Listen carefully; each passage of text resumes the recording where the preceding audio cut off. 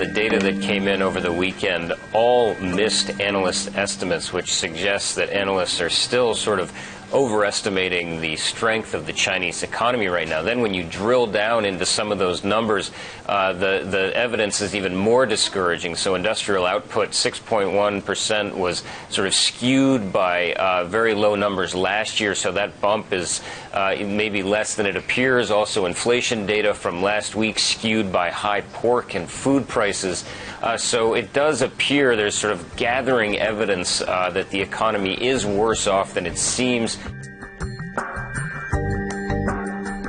The key with China is to try to get some idea of whether they're going to be able to change their whole economic model away from this desire to build stuff towards one which is more related to services, more related to consumption. The outlook for it over the next, say, 10 years is actually one of modest growth. And to tie that back to what the market is pricing right now, I can't get my head around the fact that people are thinking China's slowing, perhaps it's at 5%, perhaps it's at 6% growth. Oh, what's growing? I mean, where's the growth coming from? I mean, there's so many indicators which are at -10, -20, -15. You wonder what's on the other side to make it a positive number.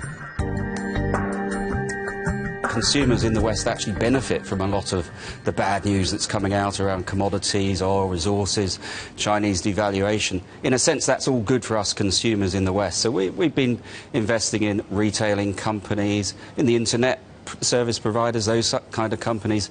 Obviously, more expenditures going on the internet than it is going in traditional retailing going forward. So we're looking in those kind of areas. The best place to look for value at the moment is places where you have low inflation combined with a positive credit impulse. And in other words, people are borrowing more, and the economy is going to be fueled by that credit growth. And the two places where we see that is Japan and Europe. I mean, that's why the consensus view among strategists is to be long Japan and Europe.